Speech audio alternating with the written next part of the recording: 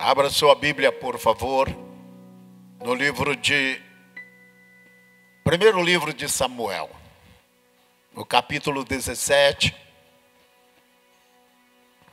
A história de Davi e Golias. Esse é um capítulo muito conhecido.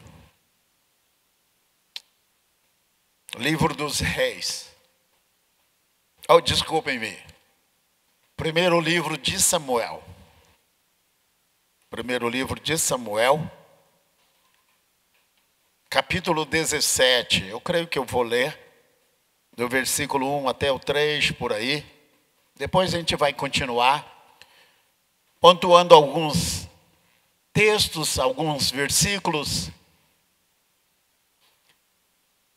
E vamos deixar uma palavra ao seu coração. Começo do ano ainda. Expectativa da bênção do Senhor nestes 365 dias aí, né, pela frente, já começaram. Primeiro livro de Samuel, capítulo 17. Davi e Golias. Essa é uma história muito conhecida.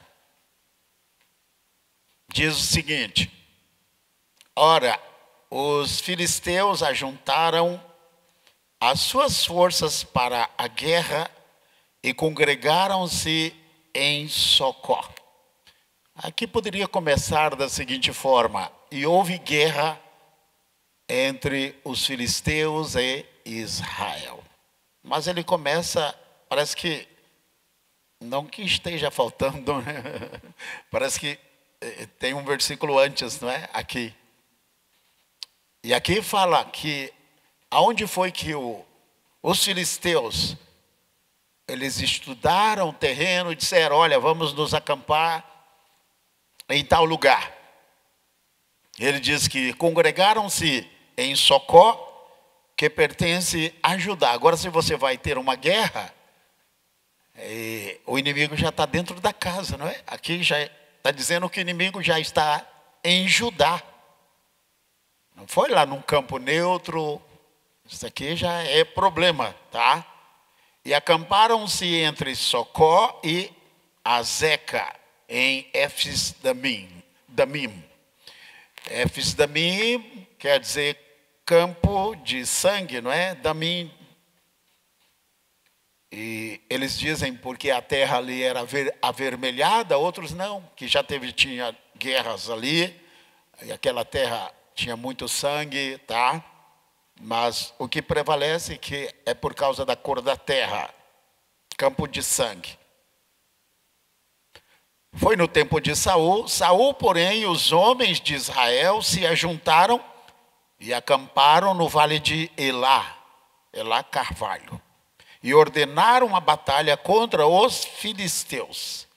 Os filisteus estavam num monte de um lado, e os israelitas estavam no monte do outro lado. E entre eles, o vale. Interessante, não é? Preparados para a guerra, prontos para lutar. Foi o inimigo que veio lutar contra Israel. E o Israel diz: olha, não dá para correr, porque o inimigo já colocou o pé dentro do meu território. Eles acamparam. Aqui na saída você vai ver esse lugar. Se você tirar uma foto de frente, você vai ficar no lugar mais ou menos onde o povo de Israel está. E do outro lado, né, olhando para cá, você vai ver lá o local onde estavam os filisteus. E lá embaixo, ali na imagem, Patrick que fez a plotagem. E no meio o vale, lá está o local aonde o Davi, ele desce e ele vai encontrar-se com o Golias. Bem ali no meio, você pode tirar uma foto, se quiser, tá? Então aqui está.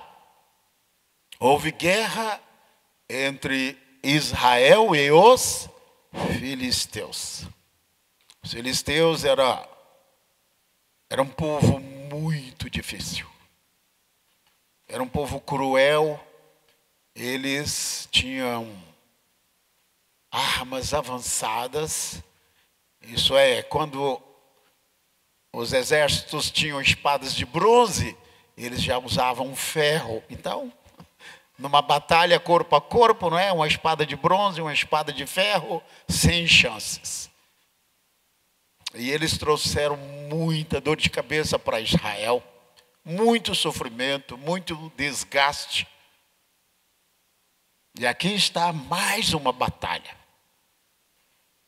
Eu vou passar para você algumas estratégias muito interessantes, porque aqui nós vemos um capítulo que fala de um gigante.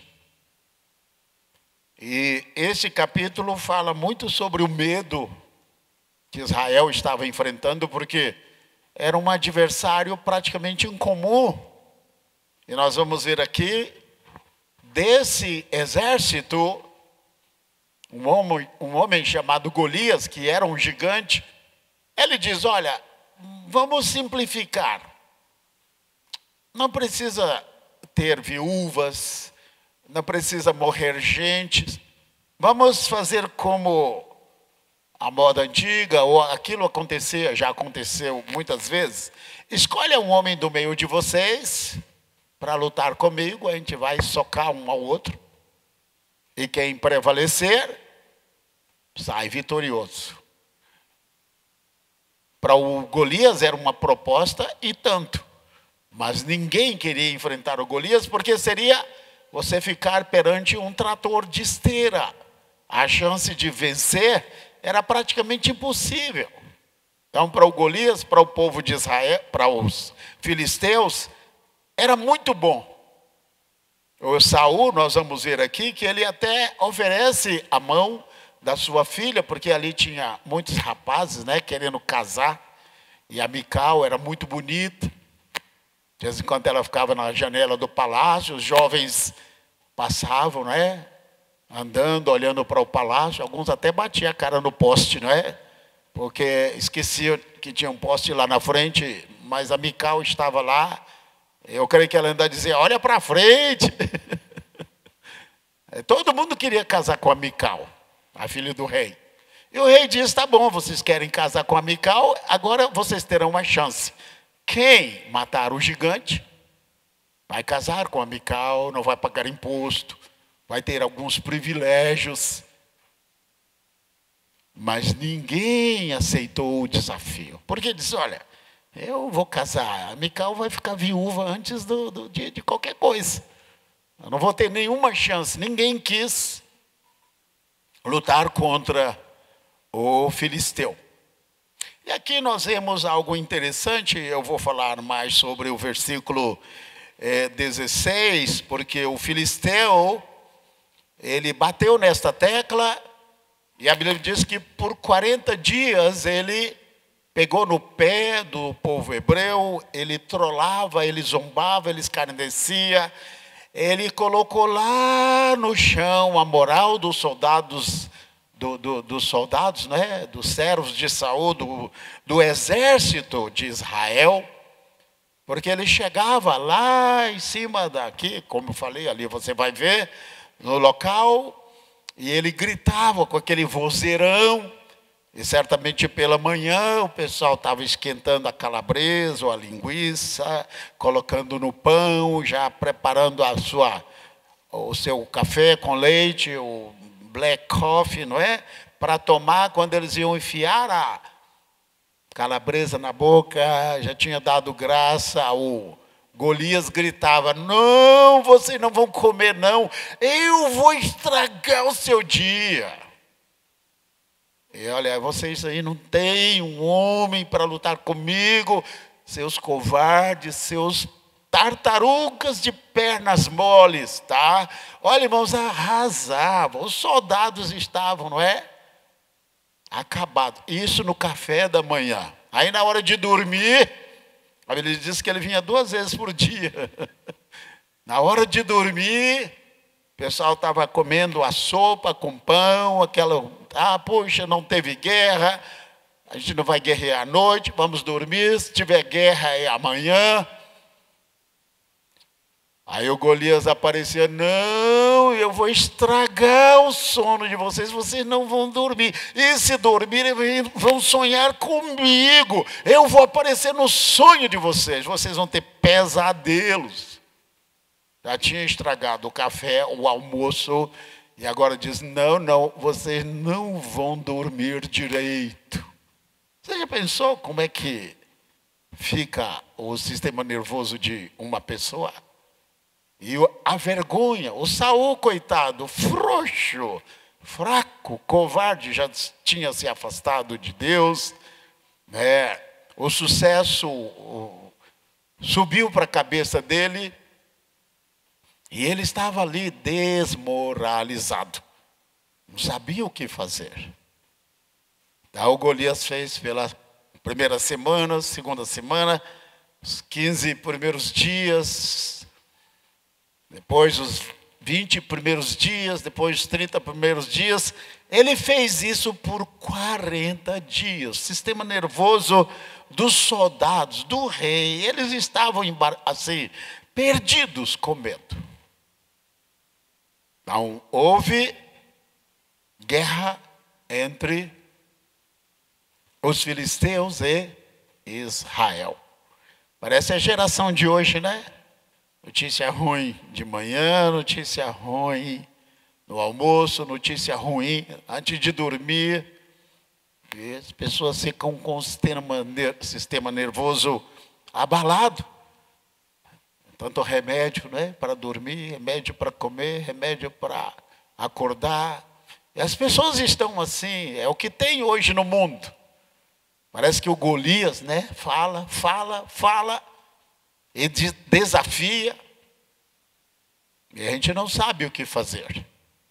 Aqui no versículo 16 diz que apresentou-se por 40 dias. 40 dias. Ele acabou com a moral dos soldados. O Saul não sabia o que fazer. Não tinha mais que oferecer, porque ele: olha, você tem minha filha cheia de soldado, querem casar. Ninguém vai querer casar com a Mical? Eu não, nem pensar, estou fora. Eu nem gosto da Mical, nem sei quem ela é. Então, nessa hora, eles ficam desesperados. Guerra, diga guerra. É a pior coisa que existe. Nós passamos aí por uma pandemia. Nossa, como mexeu com a cabeça do mundo. Pandemia, praga. Isso sacode, destrói. Pessoas morrem. O sofrimento, a angústia. Mas eu estava dando graça a Deus na pandemia, porque eu disse: não é uma guerra. Diga: não é uma guerra, não foi uma guerra. Guerra, as mães veem seus filhos pegarem suas mochilas, serem convocados, treinados e subirem para a guerra. E muitos não voltam. Eu não sei o que é guerra, mas eu já visitei lugares onde houve guerras. Onde ali, sabia que ali havia sangue, muito sangue derramado. Uma vez eu fui à Coreia, fui 3 vezes, e lá havia, não sei se ainda é a mesma coisa, o chamado paralelo 38. É uma cerca e tem um perímetro neutro, e do outro lado a Coreia do Norte. Coreia do Sul e Coreia do Norte. Ali, naquele lugar, chineses, norte-coreanos, sul-coreanos e também soldados americanos. Um vale ali.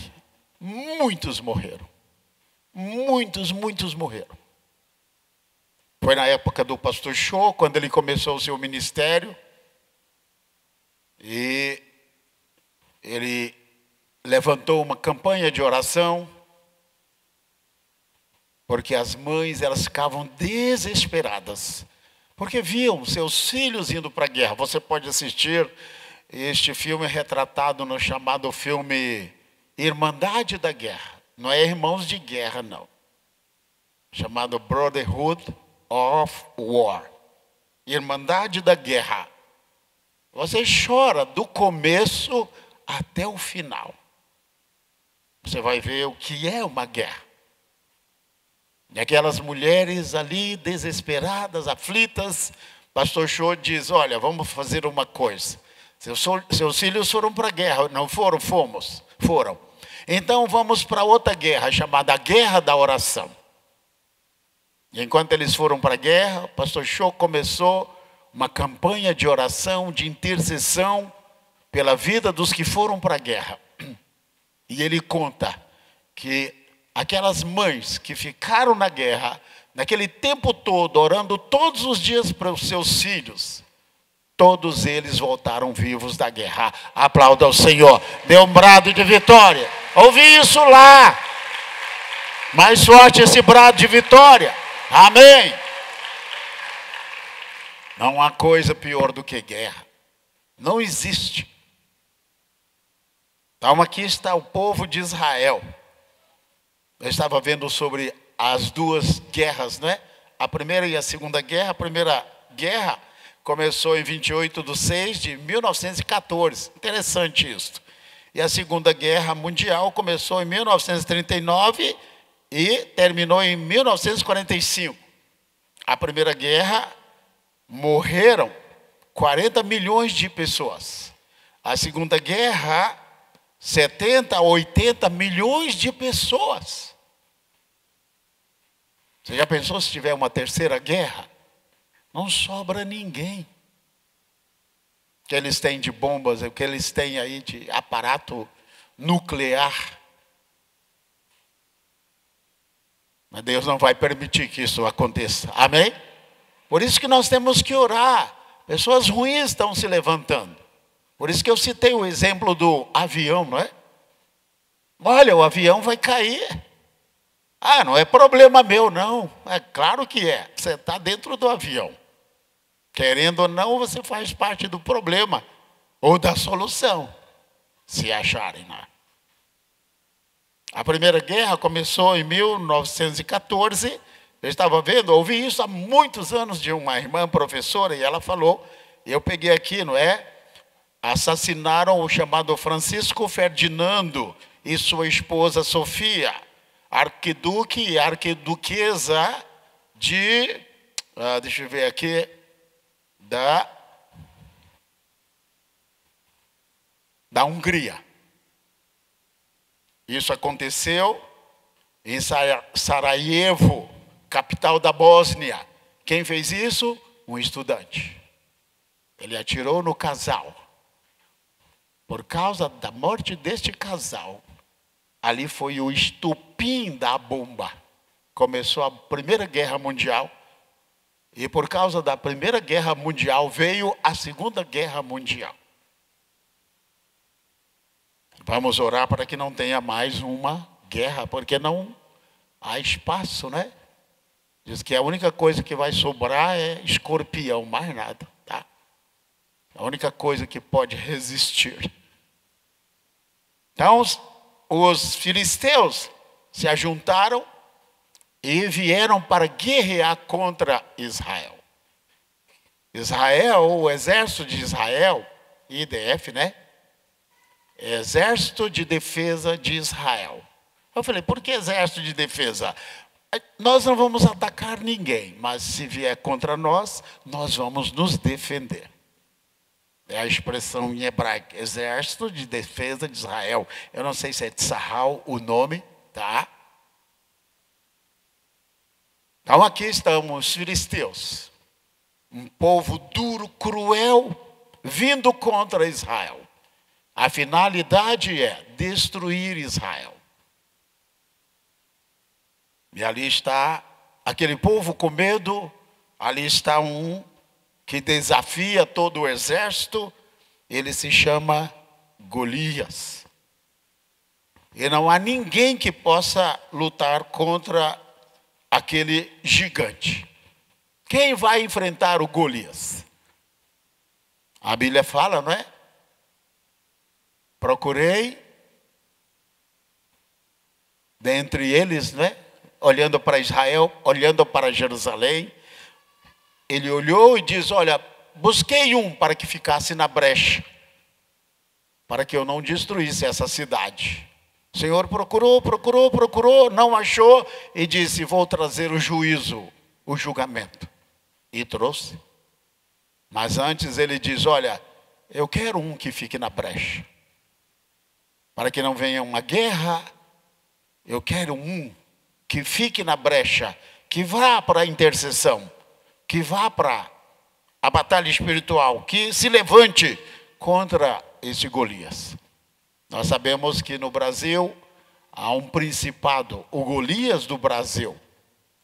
O dia que a igreja se levantar no poder do Espírito Santo, na santidade, na oração, no jejum, tomando posse da palavra, e se levantar com pranto, com arrependimento, buscando ao Senhor, colocando a boca no pó, colocando esse valente debaixo de cadeias, esse valente cairá por terra. E nós iremos ver um grande avivamento sobre a nossa nação. Mas não há pessoas na brecha. As pessoas estão interessadas em outras coisas. Elas estão interessadas em coisas pequenas, supérfluas, que não têm nenhum valor. Coisas passageiras, de pouca importância. Aí o Golias se levanta e todos estão despreparados. Numa guerra, você pode ver em Deuteronômio, eu quero ler para você, as leis da guerra. Antes de Israel subir para a guerra aqui, você vai ver algo interessante. Às vezes vinha uma multidão tão grande contra Israel. Israel estava lá um rebanhozinho pequeno, parecendo um rebanho de cabra, contra 1 milhão de soldados, como no caso de Zera, o etíope. E parece que me foi com o pai de Jeosafá. Ele lutou contra esse exército, o Abias. E ele clamou ao Senhor. Senhor, olha, para o Senhor ajudar o grande, o pequeno, o fraco, não é problema. E o Senhor o respondeu. Mas havia normas para a guerra. Olha para você aqui. As leis da guerra. Antes de entrar na guerra com os filisteus, olha o que acontecia aqui. Instruções concernentes às normas da guerra. Olha aqui para você ver. No dia da guerra, no dia que saíam para a guerra, olha o que eles tinham que fazer. Quando saíres a peleja contra teus inimigos e vires o quê? Cavalos e carros e povo mais numeroso do que tu, deles não terás temor, pois contigo está o Senhor teu Deus, que te fez subir da terra do Egito. Quando estiveres para entrar na peleja, o sacerdote se chegará e falará ao povo. O primeiro que vinha falar para o exército era diga sacerdote. Diga sacerdote. Ele dirá: ouvi, ó Israel, vós estáis hoje para entrar na peleja contra os vossos inimigos. Não se amoleça o vosso coração, não temais, nem tremais, nem vos atemorizeis diante deles, pois o Senhor, vosso Deus, é o que vai convosco a pelejar por vós contra os vossos inimigos para vos salvar. Interessante, aplauda o Senhor por isso, né? Parece que esse é o capítulo que temos que ler antes de começar o dia, não é? Porque cada dia, todo dia é uma guerra, é uma batalha. Nós é que não estamos conscientes disso. Quando o sacerdote termina de dar esta palavra, dizendo: olha, vocês estão vendo aquele exército, aquele é tão inumeroso, 100 vezes maior do que vocês, em questão de número. Não fique com medo, Deus vai com vocês. a arca ia à frente, o Senhor ia à frente de Israel. Não, era impossível Israel, humanamente falando, vencer aquele inimigo. Mas porque Deus estava com ele, com o exército, o inimigo caía por terra. O inimigo era derrotado. É assim que deve ser conosco. Aqui diz, no versículo 5. Então os oficiais falarão ao povo. Isso é, o sacerdote, ele vem, ele dá uma palavra e diz, olha, podem ir. Deus está com vocês. Mas veio os oficiais, quem sabe o comandante, e diz, olha, há 4 tipos de pessoas que não precisam ir para a guerra. Ele diz, então os oficiais falarão ao povo dizendo, qual é o homem que edificou casa nova e ainda não a dedicou? Vai e torne para casa, não suceda que morra na peleja e outro a dedique. Eu não entendi isso, mas dedicar tal. Aí saía, quem sabe de forma, 100, 200, quem sabe 1000 pessoas. Olha, eu construí uma casa, mas não consagrei, não dediquei minha casa. Então ele tinha direito. Aí vinha, ele diz, olha, tem outro requisito aqui. E qual é o homem que plantou uma vinha e ainda não desfrutou? Não a desfrutou. Vá e torne para casa. Não suceda que morra na peleja e o outro a desfrute. Isso é interessante, né? Quem plantou uma vinha e não tinha comido do fruto, dizia eu. Então pode ir embora, pode sair de forma, não é? Essa é uma expressão do exército. Aí vem o terceiro. Também qual é o homem que está desposado com uma mulher, isso é, que é noivo, e ainda não a recebeu. Vai e torne para casa, não suceda que morra na peleja e outro a receba. Isso é, quem é noivo, quem está noivo? Eu. Quem sabe, né? Milhares levantam os braços, as mãos. Aí eu ia ficar num grupo pequeno. Mas tem um grupo aqui que vai sair quase todo mundo. Ele diz o seguinte, tá? Assim continuarão os oficiais a falar ao povo, dizendo, qual é o homem medroso e de coração tímido? Vá e torne para casa, a fim de que o coração de seus irmãos não se derreta como o seu coração. Então, tendo os oficiais acabado de falar ao povo, designarão chefes das tropas para estarem à frente do povo. Mas o último, a pergunta era, quem é medroso? Ainda dizia, levanta a mão. Não é pergunta não, viu, irmão? Senão alguém levanta a mão aí, eu vou ficar encrencado aqui, tá? É o comandante que está perguntando para o exército, não é? Quem é medroso? Quem está com medo? Quem está tremendo? Aí quem sabe, não é? Aqui eu estava vendo em Juízes, lá em o Gideão, quando ele foi para a guerra, ele tinha 32 mil homens. Aí ele fez a mesma coisa e diz aqui que 22 mil foi embora para casa. De 32 mil, 22 mil vazaram. Desses 4 requisitos aqui. Aí ficaram 10 mil.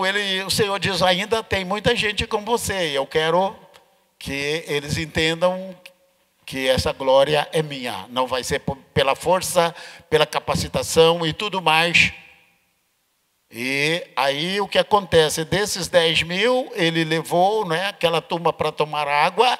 E eles somente 300 passaram no teste. De 32 mil, só 300 estavam aptos para subir a guerra. E com aqueles 300, o Gideão ganhou a batalha. Ele foi vencedor. Aplauda ao Senhor. Amém. Mais forte esse aplauso, esse brado de vitória.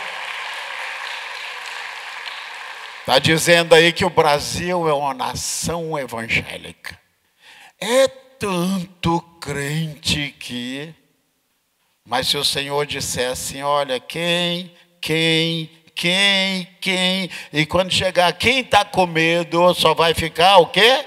Desses milhões de brasileiros que dizem que é metade da população do Brasil, que é considerada evangélica.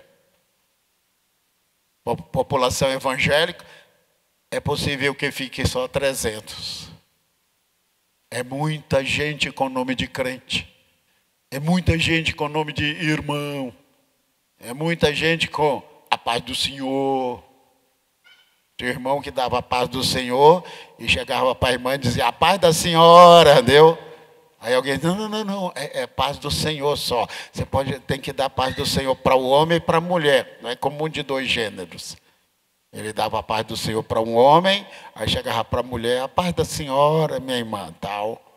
Alguém falou, não faça isso não, tá? Então nós temos aí tanto crente no Brasil, é tanta igreja no Brasil, é tanto culto, é tanta coisa, e eu digo sempre, já falei sobre isso, prometo não falar mais, nossa cidade está entre as 50 mais violentas do planeta Terra, e há milhões de cidades em toda a Terra. Eu boto a mão na cabeça e digo, Senhor, eu sou parte deste problema.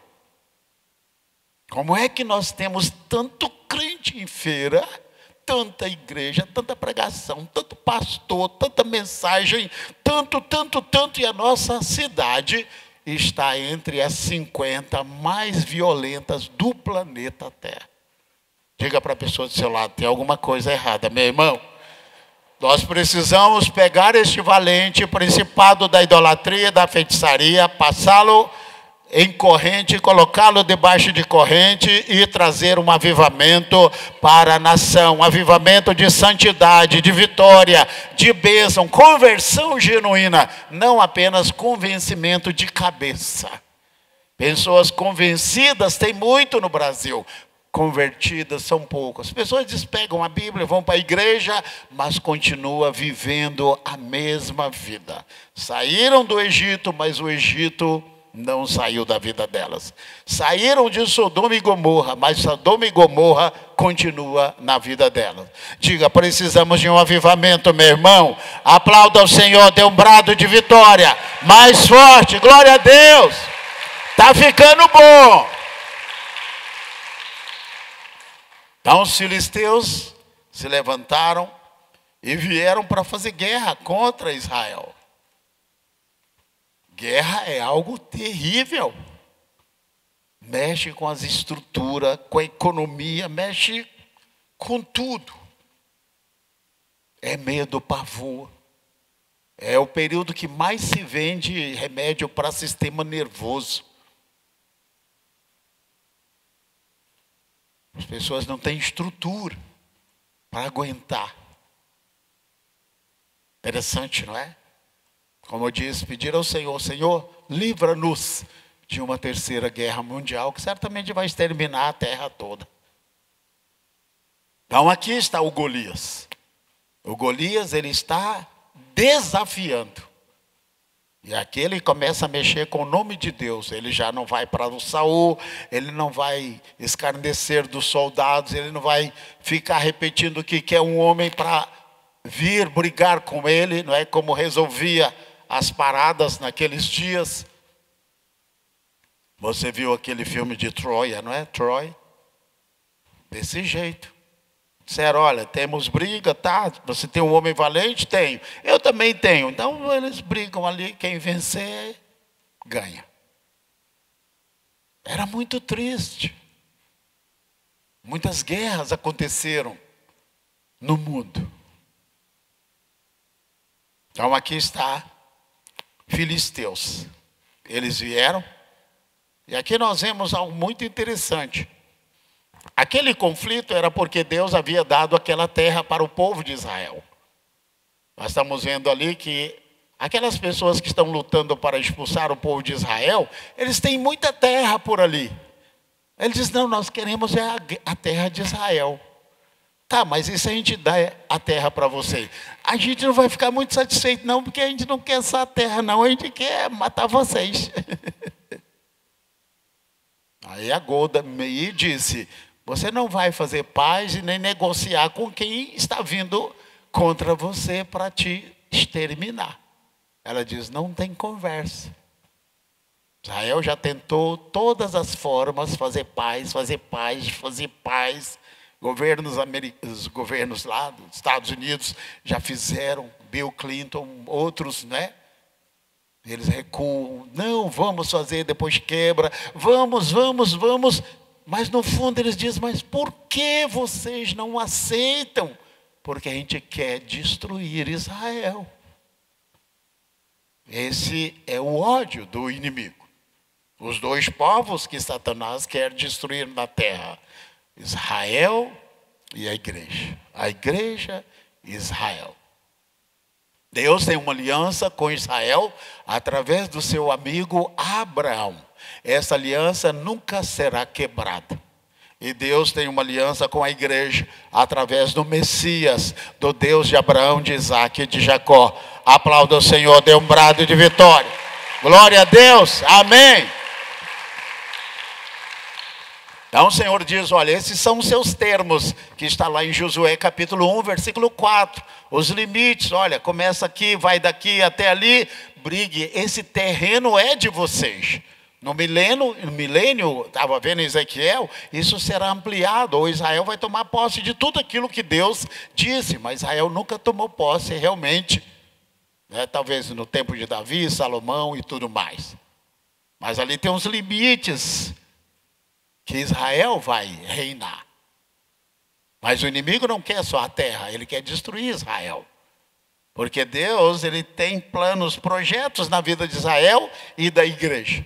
E se esses povos forem destruídos, a Bíblia perde o seu sentido. Ela deixa de existir, ela não se cumpre. Porque há promessas para a igreja e promessas para Israel. Promessas para Israel e promessas para a igreja. Deus tem promessas para a igreja, Deus tem promessas para você, Deus tem promessas para nós. Aplauda o Senhor mais uma vez. Glória a Deus. Amém. Eu vou encerrar com mais 2 textos. O que está aqui em Gênesis capítulo 15. Pastor, e o capítulo 17 de Samuel? Vou falar um pouquinho sobre ele. Aqui no capítulo 15 de Gênesis, aqui no versículo 12, até mais ou menos o 16, Abraão, ele está com 75 anos, o Senhor vem para ele e faz um pacto com ele. Ainda é Abrão, tá? Mas o Senhor vem e dá para ele uma promessa. E ele, você pode ver, esse capítulo é muito especial. Ele tem uma experiência profunda com Deus aqui. Algo incrível. Uma certa vez eu vi um professor explicando esse texto, o que Deus fez com Abraão. Como foi que Deus fez aqui? E fez esse pacto, essa aliança, esse concerto com ele. Então aqui o Senhor vem e faz um pacto, uma aliança com o Abraão. E diz, olha, daqui mais ou menos a 400, 450 anos, a sua geração vai voltar para esta terra, para este lugar. Porque a sua geração vai para uma nação, claro, o Egito, vai passar lá por um tempo, depois voltarão para cá. Certamente o Abraão deve ter pensado assim, mas Senhor, por que daqui a 450 anos? Por que daqui a 4 gerações? Há versículos na Bíblia, eu creio que deve ter uns 200, porque são milhares de versículos da Bíblia. Deve ter uns 200. Se você os descobrir, você vai descobrir o cerne da Bíblia. Você vai entender a Bíblia com facilidade. Hoje eu falei sobre a misericórdia triunfa no juízo. Eu falei, o que é isso? Esse é um versículo tão forte. Mas eu não sei o que é isso. Eu fui procurar, li comentários, peguei uma versão mais clara. Ele diz assim: quem não usou de misericórdia, no dia do juízo não achará misericórdia. É fácil. Ah, mas eu sou crente, sou pastor, eu sou pastora, eu sou tal. Diz, usou de misericórdia? Não, não terá misericórdia. Usou de misericórdia? Terá misericórdia. É isso que a Bíblia diz, e acabou, não existe outra interpretação. E esse versículo que eu vou te mostrar é um dos versículos mais incríveis que tem, que nos faz entender que Deus, ele tem um propósito, e ele está trabalhando por este propósito. Porque Deus não deu a terra para o Abraão, naquele tempo, quando ele tinha 75 anos, ele morreria com 175, viveria mais 100 anos, tá? Aí o que acontece? Nasceria o Isaac, que viveria 180, depois viria o Jacó, que viveu 147 anos por aí, isso mesmo. Viveu 17 anos no Egito, né? Foi para lá com 130. Depois veio José, os patriarcas, e esse tempo de cativeiro ali no Egito. E finalmente o Senhor vai lá, pega um homem chamado Moisés. Treina-o, olha o treinamento dele, 40 anos no palácio, 40 anos em Midian, cuidando de ovelhas. Ele morre com 120 anos para pastorear o quê? 40 anos. 40 anos no palácio, 40 anos cuidando de ovelhas, 80 anos de preparo. É aquilo que Abraham Lincoln disse: se eu tiver 3 horas para cortar uma árvore, eu vou levar 2 horas afiando o meu machado. Interessante, não é? Então, finalmente, quando Abraão estava com 80 anos, o Senhor vem, fala com ele e diz: vá libertar o meu povo. Ali estava se cumprindo o tempo que Deus havia falado com Abraão. Isso sim é tempo de Deus. Né? Quando a gente está enrolando, a nossa vida está um balaio de gato, não está dando nada certo, é porque não é o tempo de Deus. Não é isso, não. Tem gente que gosta de jogar nas costas, ou do inimigo, ou de Deus, né? Não é assim. O tempo de Deus é aqui. E quando o Senhor estava falando, cerca de 400 anos antes da chamada do Moisés, e o povo sai, e ainda caminha, passeia, peregrina por 40 anos no deserto, até o Senhor ficar livre dos murmuradores que são desobedientes. Josué capítulo 5 fala da circuncisão da nova geração que entra na terra, porque o grupo que foi circuncidado ali morreu tudo no deserto. Mas aqui, quando o Senhor fala e faz a promessa, o Senhor diz: olha, deixe-me te explicar, porque eu não vou te dar a terra. Está no versículo 16. Na 4ª geração, porém, voltarão para cá. E ele diz por quê? E esse versículo aqui vale ouro. Você veio à igreja hoje, esse versículo aqui é ouro. Você pegou ouro esta noite. Diga: eu achei ouro nesta noite.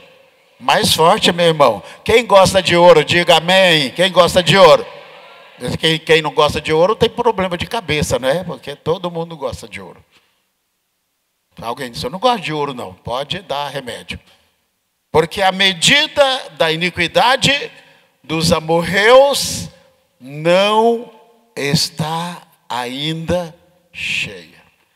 O Senhor foi vendo, a medida estava aqui. Quando falou para Abraão, estava aqui. No tempo de Moisés, estava aqui. Ele disse: agora é tempo de limpar a terra. Não podia, irmão, não dava para poupar ninguém. Por isso que a destruição era para todo, velhos, jovens, crianças. Porque todos estavam corrompidos, contaminados, comprometidos totalmente com Satanás. O Senhor não viu outra forma, a não ser como um terreno que precisaria ser cuidado, passar o fogo, queimar tudo para plantar de novo. Por isso que ele plantou, ele puniu Israel, porque Israel voltou para lá e começou a fazer amizade com os povos da terra, dar suas filhas para casar com os filhos, misturando a semente e adorando os deuses daquela geração. Aí o Senhor diz, olha, mas eu tirei o povo daqui para colocar vocês estão fazendo igual. E outra coisa, estão fazendo pior, conhecedores da verdade. Então a Bíblia diz aqui, o Senhor disse para Moisés, olha, a iniquidade desse povo ainda não chegou nesse limite. Diga para a pessoa do seu lado, pare de aprontar, meu irmão. Pare de aprontar, meu irmão. Cada dia, ó, o cálice está enchendo, deu? Está enchendo, deu? Aí chega uma hora que o Senhor vai cortar o tupete, né? Vai, deu? Ah, mas Deus é amor, deu? Ainda assim, faz um gesto, né, para enganar a pessoa. Vai nessa. A Bíblia diz, porque a medida da iniquidade dos amorreus não está cheia. Você vê o livro de Jonas. O Senhor mandou o Jonas para pregar aonde mesmo? Em Nínive, capital da Síria, que foi destruído. O Senhor destruiu. Várias nações você vai ver no mapa, elas não estão mais lá, porque o Senhor as destruiu. E destas nações foi a nação da Assíria. Síria ainda existe, que tem por capital Damasco, mas a Assíria foi destruída. Tinha por capital Nínive.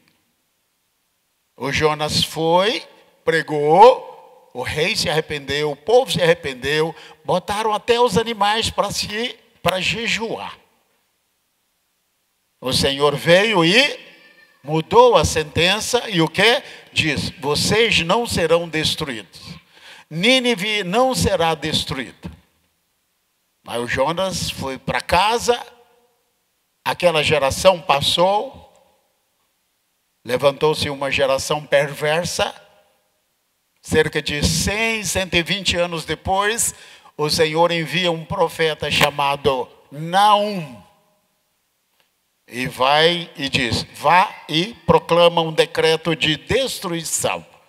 Agora não há tempo mais para arrependimento. Agora é juízo final. E Nínive, no tempo de Naum, depois que ele profetizou, ele decretou e Nínive foi totalmente destruído. Aqui você vai ver que o Golias, ele é vencido. Deus levanta o Davi.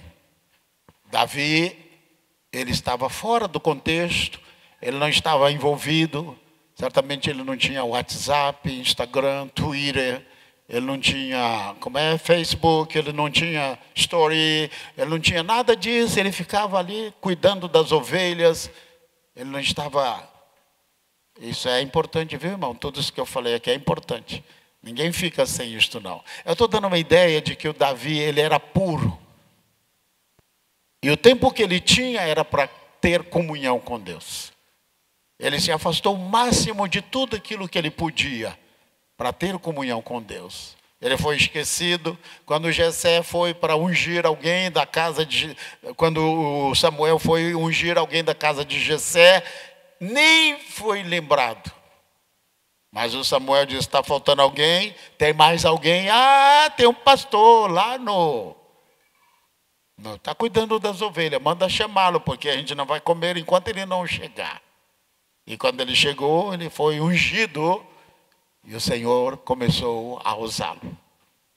E a Bíblia diz que quando o azeite caiu sobre ele, o Espírito Santo veio. E aqui tem um termo que eu não dá muito para parar. Quando o Saul, ele recebeu a unção, foi um chifre de carneiro que foi derramado com azeite na cabeça dele. Diz assim, Saul foi ungido. Diga para a pessoa do seu lado, e o Davi? Não, você fala mais alto e eu explico esse segredo aqui. Diga, e o Davi? Isso aqui é muito profundo. Diz que quando o Senhor derramou o azeite sobre a cabeça de Davi, a Bíblia diz que o Espírito Santo veio sobre ele. A ideia é de uma águia que pega um carneiro e a águia enfia suas garras. Se ela quiser soltar, não pode. E se o carneiro quiser soltar, não solta. O Senhor disse assim, eu te peguei, vou te usar. E você não tem jeito de escapar da minha mão. Aplauda o Senhor, dê um brado. Diga, eu quero essa unção, Jesus. Grita bem forte, eu quero essa unção, Jesus. E aqui vem aqui. Mas ali tinha alguém com uma unção do Espírito Santo. Lá está o Saul fraco, abatido, desanimado, com medo, dando tudo para alguém derrotar, tirar o seu problema. O pastor César um dia, ele disse, né, que o Davi foi lá, cortou a cabeça do Golias, levou para o Saul e disse assim, é isso que tira o seu sono? Toma. Fácil, né? A Bíblia diz, se o meu povo, que se chama pelo meu nome, se humilhar, orar, se converter, buscar a minha face, não é? Se converter dos seus maus caminhos, só depois o Senhor fala, então, eu ouvirei dos céus e perdoarei os seus pecados. Nós temos muita gente que se diz crente no Brasil. Mas não serve, não soma. Não forma um exército. Porque se o Senhor disser, olha, você, só vai ficar 300 mesmo. Não vai ficar muita gente. Mas Deus quer levantar a sua igreja, Ele quer levantar o seu povo, Ele quer derramar o seu Espírito sobre nós. A igreja, não é? A igreja é o corpo de Cristo, onde Deus derrama o seu cálice, o azeite. E quando isso acontece, a igreja se levanta e começa a fazer diferença. Aí sim os Golias vão cair por terra. Aplauda o Senhor mais uma vez. Dê mais um brado de vitória. Glória a Deus. Golias foi derrotado. Davi disse, olha, vou pegar 5 pedras. Não é difícil acertar o Golias. Alguém certamente perguntou, por que 5 pedras? Dali dá para ver onde o Davi pegou as pedrinhas. Tem um local onde passa água ali, tá? Ele foi lá pegar as pedras. Pegou 5.